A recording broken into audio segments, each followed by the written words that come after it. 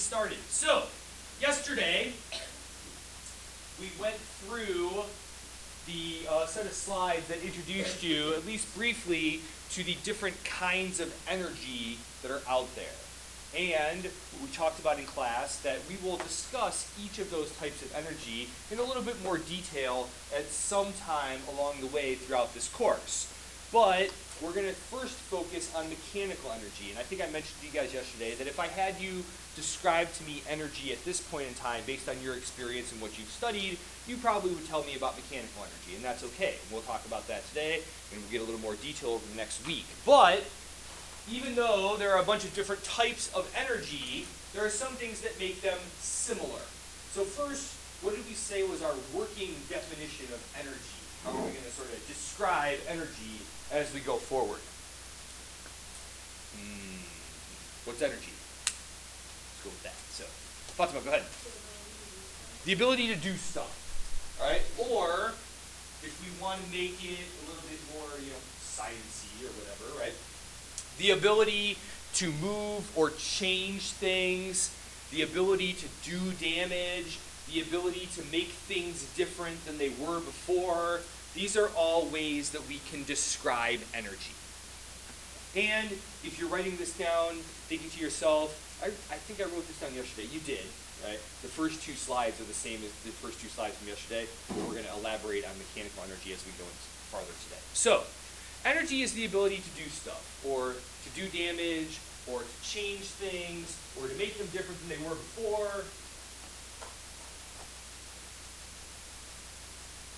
Any of those things would work as far as describing energy. Okay? Today, specifically, we are going to talk about mechanical energy. And I introduced mechanical energy to you guys. Oh, wait, sorry. One thing, just to, we talked about this yesterday, but just sort of as a reminder, right? We talked about that the SI unit for energy is joules, right? But we said that joules was a derived unit, a combination of base units, and more specifically, that combination of base units is kilograms times meters squared over seconds squared. So because that's such a complex arrangement of base units, we'll use the capital letter J, the joules, to represent that combination of base units. Okay? Good there? All right. Next, let's go to mechanical energy. When we talk about mechanical energy, we talk about energy associated with the motion and position of everyday objects.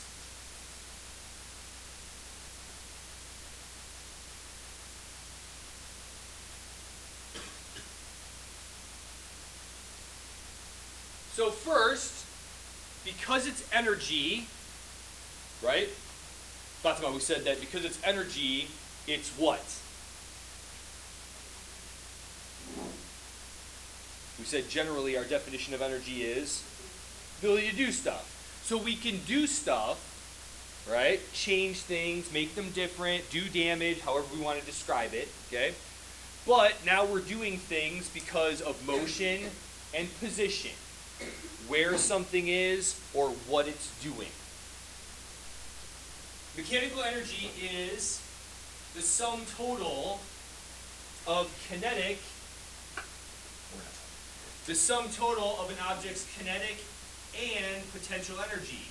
And we'll learn here in just a second that there are two kinds of potential energy. So if we're talking about an object's mechanical energy, we need to add all three of them together to get the total amount of kinetic energy. So KE, for the kinetic energy part, plus PEG, which stands for gravitational potential energy, which we'll talk about in more detail in a couple minutes here. And then PEE, which stands for elastic potential energy. All three of those together deal with motion and position and the ability of an object to do damage or make things different because of some motion or position. Good there.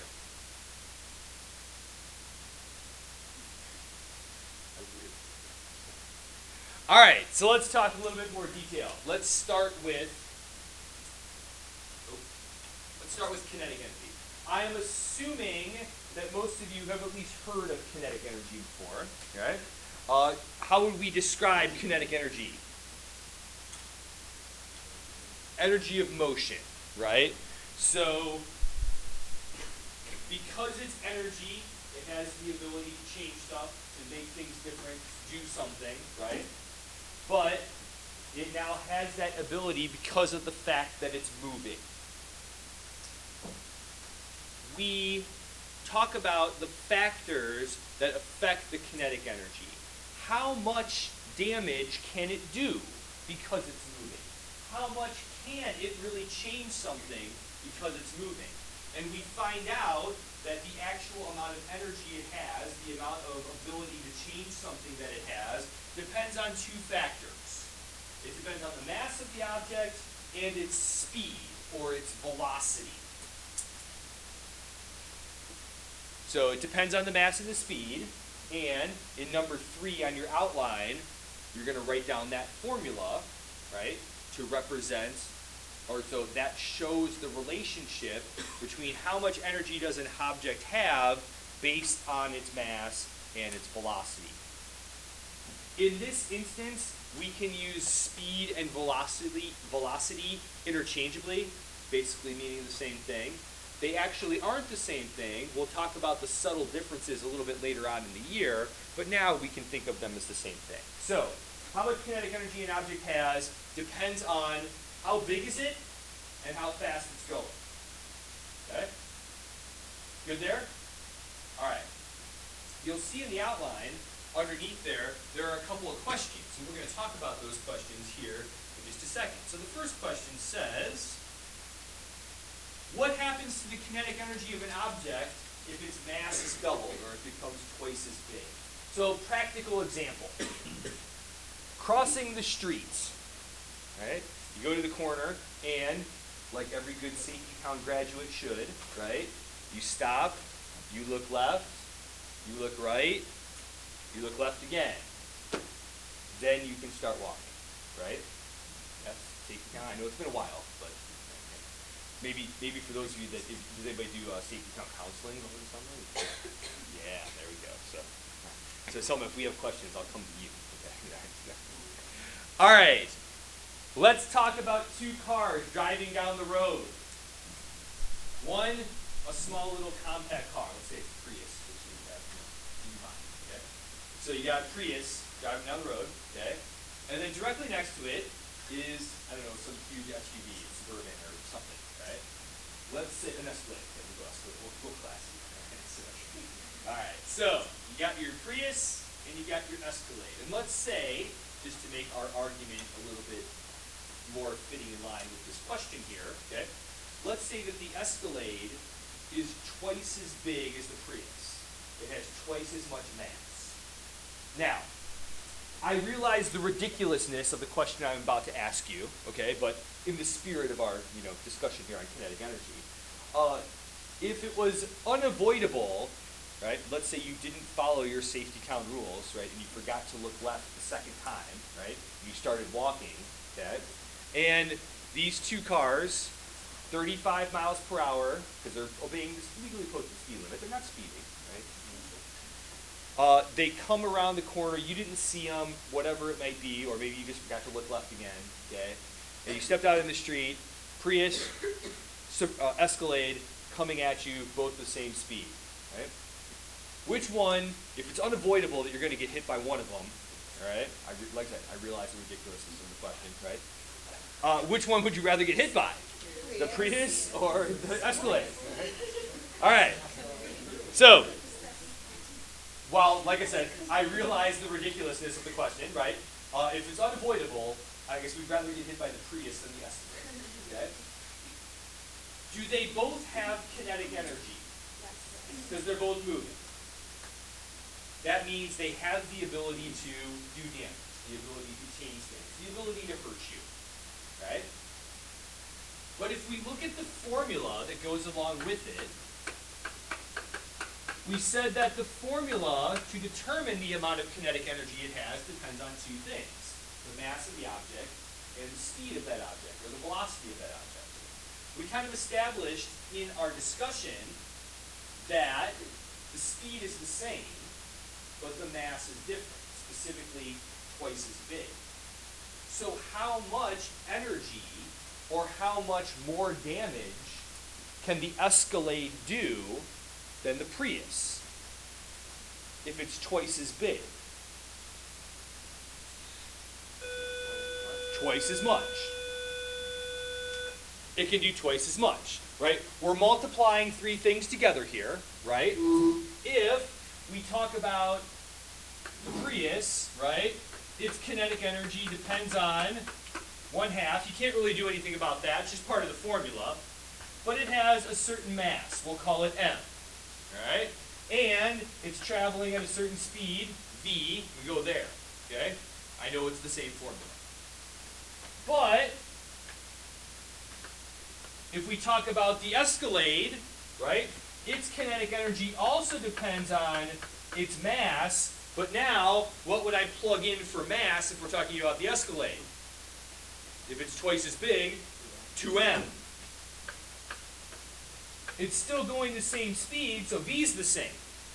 If we're multiplying all this stuff together, if we have one factor that's twice as big, right, the answer then is also twice as big. So, what happens to the kinetic energy of an object if its mass is doubled? Its kinetic energy is also doubled.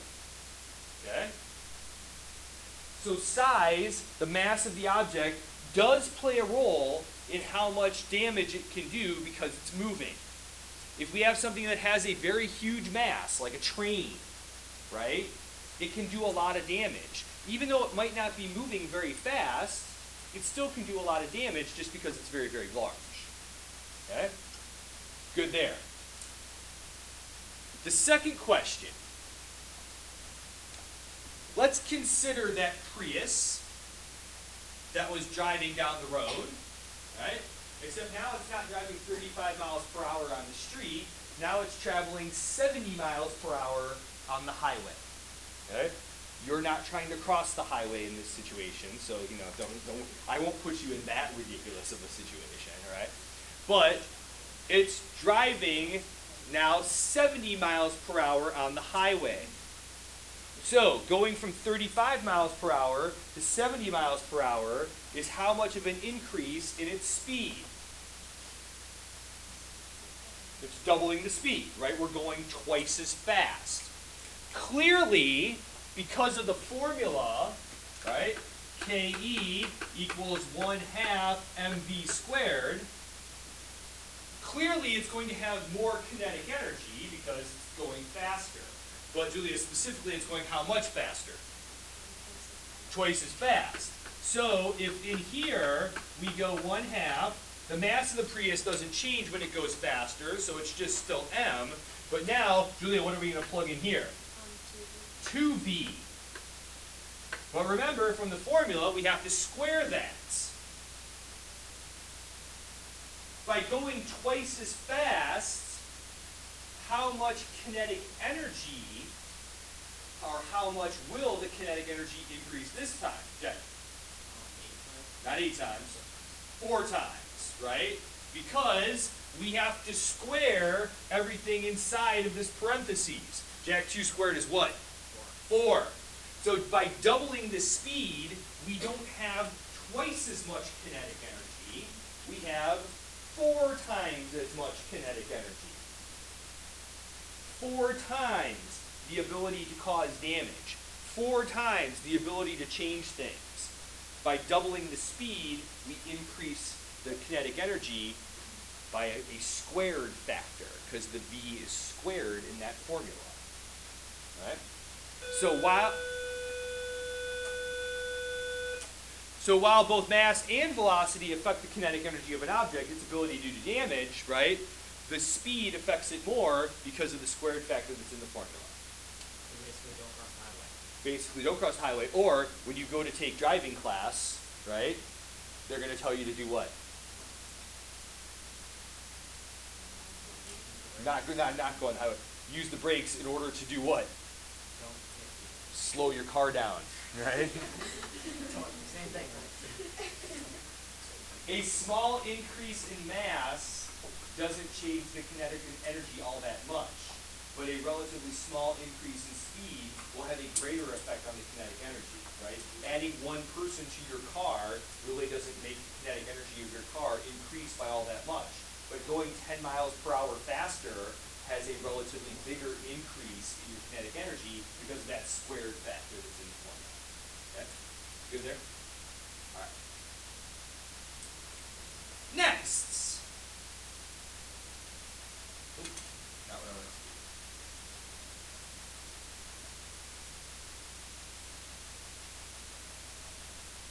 Next, let's talk about potential energy.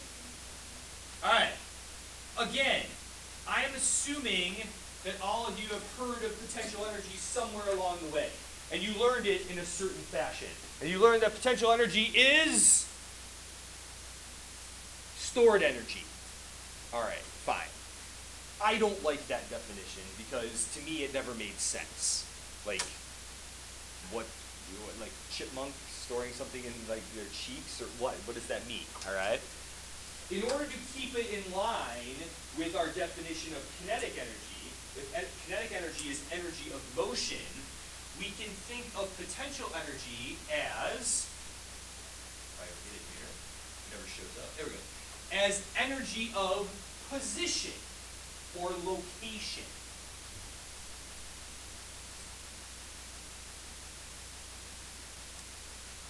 An object has the ability to do damage because of where it is.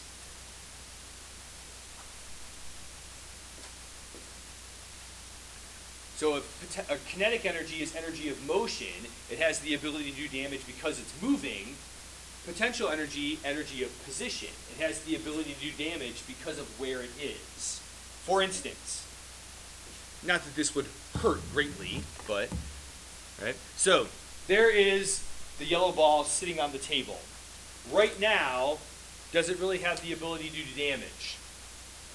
Actually, let's do this. So I dropped the yellow ball on the floor. Does it have the ability to do damage at this point in time? Yeah, Somebody could slip on it, I suppose, right? Okay. So, all right, let's say that people, it is bright yellow after all, so maybe they see it and they don't slip on it. like it's Okay. blocked off. Yes. It has it's a bright yellow ball Caution tape all around surrounded it. by orange caution tape, right? All right, not really. But if I take it and I lift the ball here, right? Now does it have ability to do damage? If I drop it on my foot, is it going to hurt?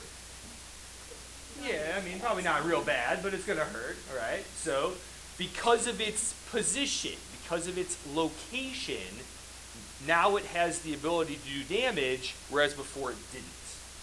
Okay, does that make sense? All right. Two types of potential energy that we're going to talk about. First, let's talk about gravitational potential energy. As its name suggests, it probably has something to do with what? Gravity. Gravitational potential energy is the type of potential energy that you're probably aware with, or probably aware of, or familiar with, right?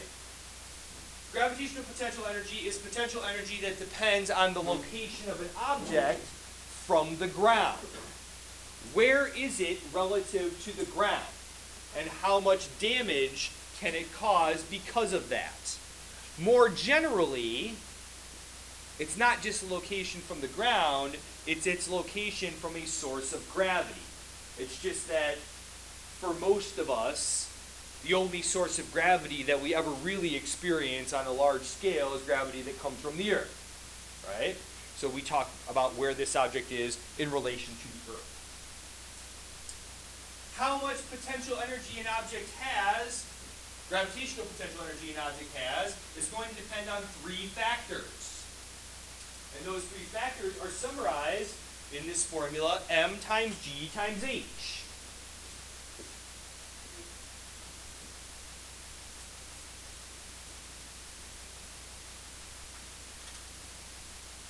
Which I intended to go in line 2, I think, of your of your outline. Sorry, lowercase b. That's where I intended that formula to go.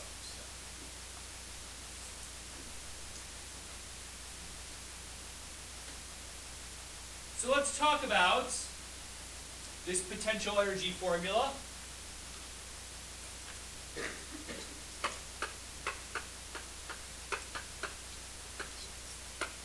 First, it depends on three factors. The M's probably going to stand for what? M stands for mass. So how big is that object? H is going to stand for what? Height.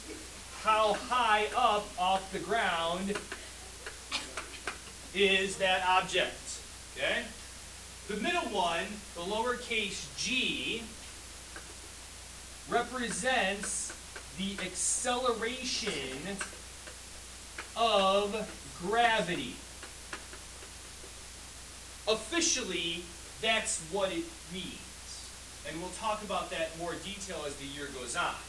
For now, though, we can think of it as gravity's effect on whatever object we're talking about. Okay? So if gravitational potential energy depends on how much or where it is relative to a source of gravity, how strong is that gravity? Places that have stronger gravity, that g factor increases.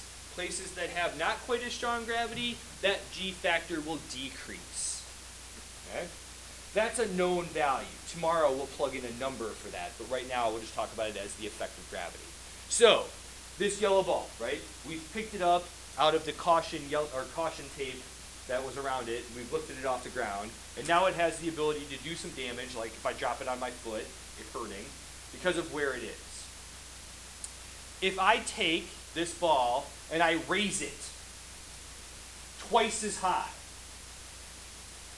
how much is it going to hurt my foot? Twice as much, right? Billy, any weird mathematical operations we're doing in that formula? Pretty straight up multiplication, right? So if we go h and make it 2h, now we have twice as much energy. Hurts my foot twice as much. If I take this ball and I have another one that's identical to it, and I tape them together, right? And I hold it at its original height and I drop it on my foot, how much is it going to hurt? Twice as much. Again, mass plays a role in that formula, but it's just straight up multiplication. So if we plug in 2m there, we have twice as much energy, hurts my foot twice as much. Okay? If I have my taped together double ball and I raise it twice as high, how much is it going to hurt now? 4 times as much, because we have 2 times 2. Okay? But if I take this ball, me, the ball, a spacesuit, and we go to the moon, right? And I drop it on my foot, is it going to hurt more or less? Less. Because gravity's effect, or the acceleration of gravity on an object, on the moon is much less than it is here on Earth. So the ball is the same, the height is the same, but because the effect of gravity is less, this ball has less ability to do damage than it does here on Earth. Good there? Tomorrow we'll put numbers into that when we do some example calculations, but that's where we are for now. Okay? All right. Here. The next type of potential energy that we talk about is elastic potential energy. And as the definition says up on the board, right, potential energy that results from something being stretched or compressed.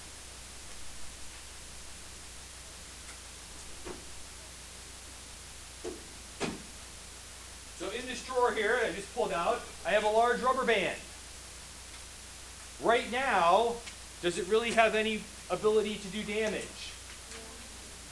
It's off the ground, so it has gravitational potential energy, but, right, not really. But if I do this, right, now does it have ability to do damage? You okay? Are you worried? I don't know. All right. I got some goggles here if you want to put them on. You know, so, right?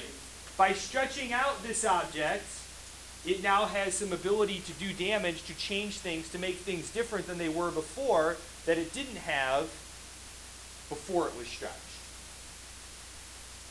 Something being stretched or compressed. No formula to go along with this one. It's kind of complex, so we're not going to get into that right now. So.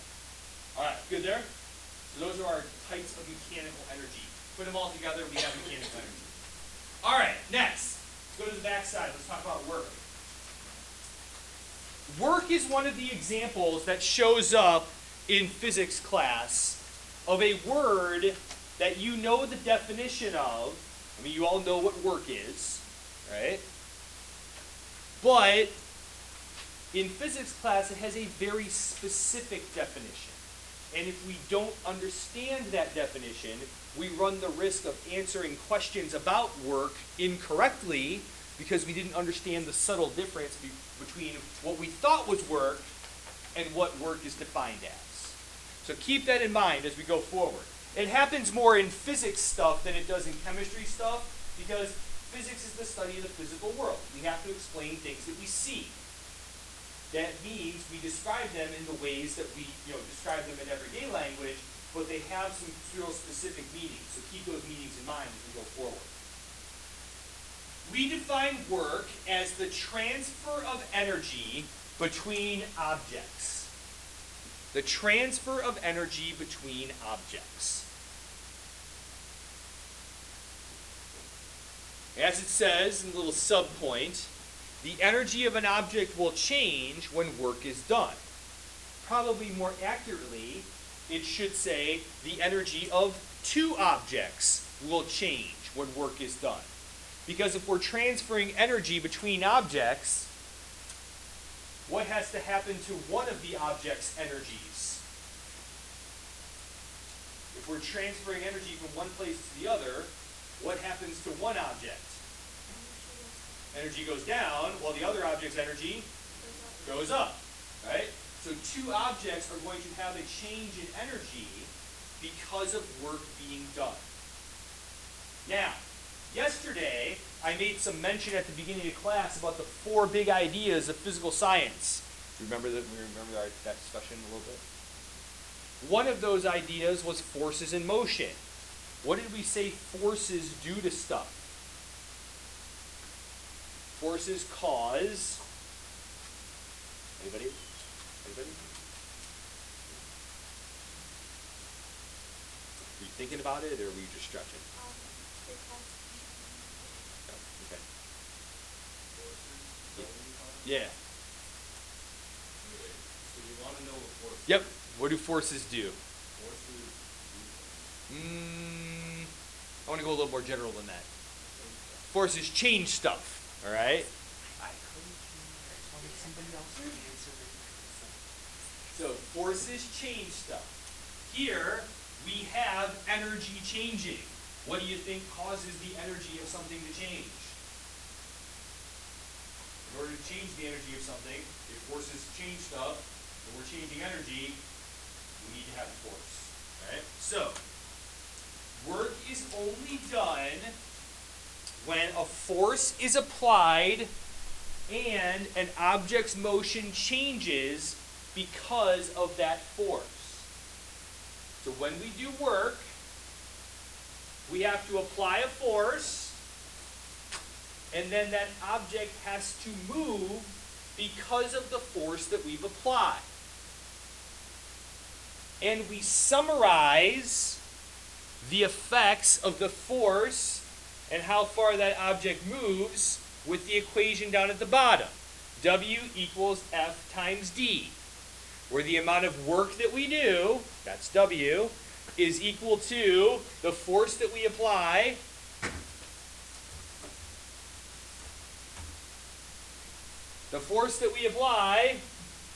and the distance that we move the object. Okay? So W equals F times D. We can use either one of those definitions to define if work is done. But it should fit both definitions, because we can't have work by one definition but not by another definition.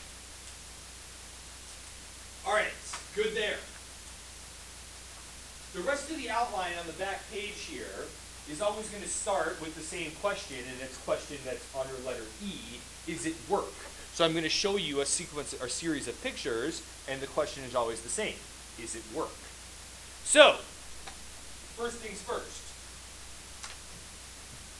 1. A pitcher throwing a baseball. Is it work? Absolutely, right? 2 ways we can think about it. 1, does the energy of the ball increase because of what the pitcher is doing to it? Does the energy of the ball increase because of what the pitcher is doing to it? Sure. What kind of energy, Sean, specifically? Kinetic energy. The ball has more kinetic energy because of what the pitcher does to it. 2nd, does the pitcher apply a force to the ball? Does he push the ball? Absolutely. Does it move because of that force? Absolutely. Therefore, under both of those definitions, we could classify it as work. Remember, it's got to fit both ways of explaining work. Either one of them would work to explain work. Sorry, that's too many words in that sentence, right? Either one of them would be sufficient to explain work, but it needs to fit both definitions. Okay? All right, good with the first picture?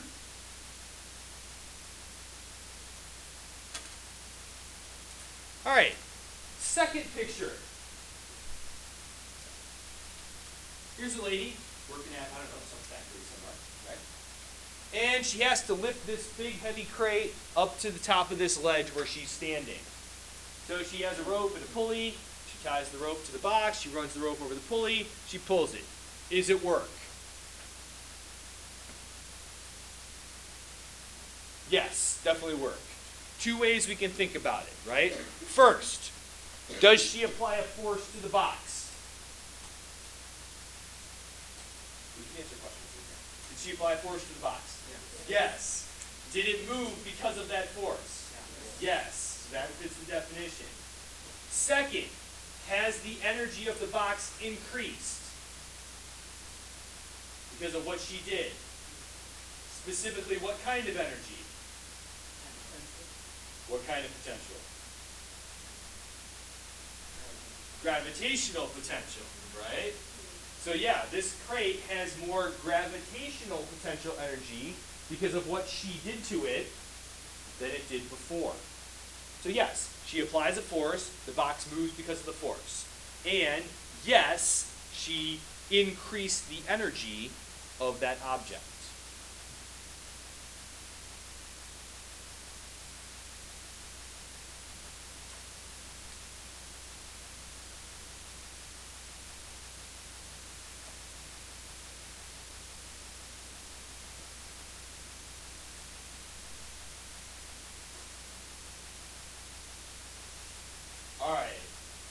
So the next picture is one of the reasons I really like teaching physical science, because it has so many practical applications. For instance, I know that a lot of you guys go home and you make like marble sculptures at home, you know, with your chisel and your hammer, right? And you know, you're in your workshop and you have a big block of granite and it just won't move, won't budge, right? So you don't have a little dolly to, like, you know, wheel it across the room. You just got to lasso that bad boy and just try and drag it across the room. I mean, so it's the only option you have, apparently, right? And as I'm sure you guys have, you know, experienced before, sometimes, right, that block of granite it doesn't want to move, right? And I mean, let's be serious. If this big hoss, right, can't move that block of granite, what chance do you have, really? All right? I mean, so, is this work? Is Hossman working hard? Yes. But is it work? No. Right? 2 reasons. 1, that marble block has not changed energy. Does it have any kinetic energy now? Kinetic energy means that it has to be doing what? Moving. Is it moving? No. So no kinetic energy. Does it have any more gravitational potential energy? In order to do that, which way would it have to go? Up, and it doesn't do that. So the energy isn't any different. All right? The second thing, is there a force being applied? Yes, but what doesn't it do? It doesn't move because of that force, and therefore it's not work. There is no energy transfer from one object to another. The guy in the picture may be using a lot of energy, but it's not getting to that granite block.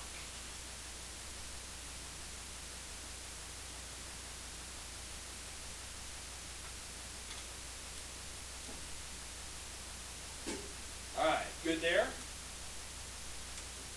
Last picture, again, another one, really practical application. I know that a lot of times when you guys are on your way home, right? Boulders. And then like Indiana Jones style, you just kind of like run for it, right? So. But, eventually, so the boulder starts on a hill and it rolls down the hill and it's rolling down the road and you're chucking it, sweating while you're doing it, right? So you look at that sweat coming off there, right? All right? But eventually, what's going to happen to that boulder? No.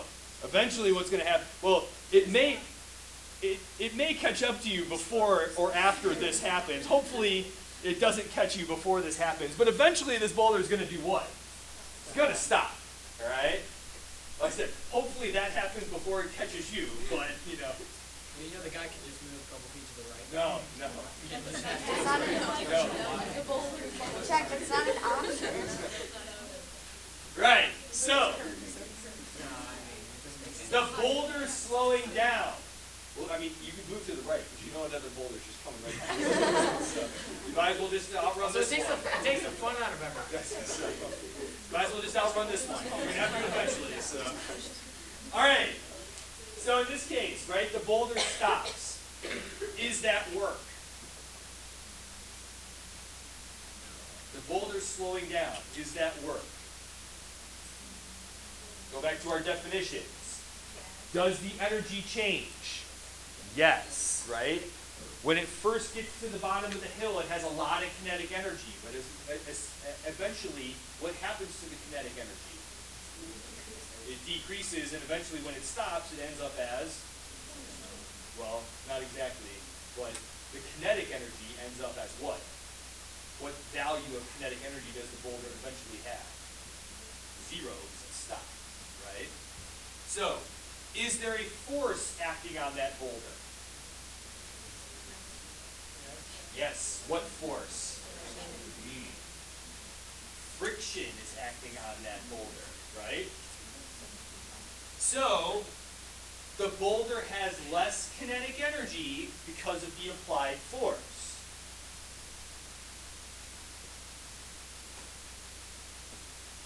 But, unlike the first picture, right, and we kind of mentioned this already, what happens to the kinetic energy of this boulder as it rolls along the ground?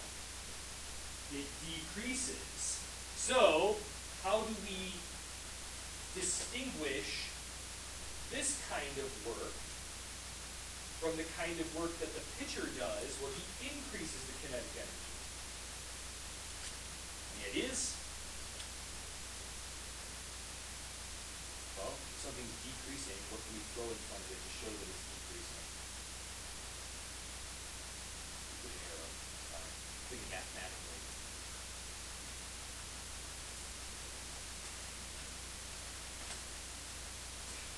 We refer to this kind of work as negative work, right?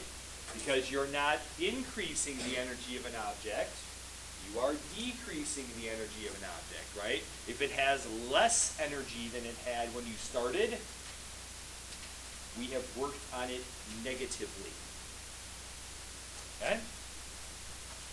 Good there. Questions? All right. As I mentioned at the beginning, the homework that was on the calendar for last night actually goes along with today's discussion. All right. So if you did it last night, great. If you didn't do it last night, maybe you do it tonight. Okay. Also, don't forget about your Bunsen burner lab due tomorrow.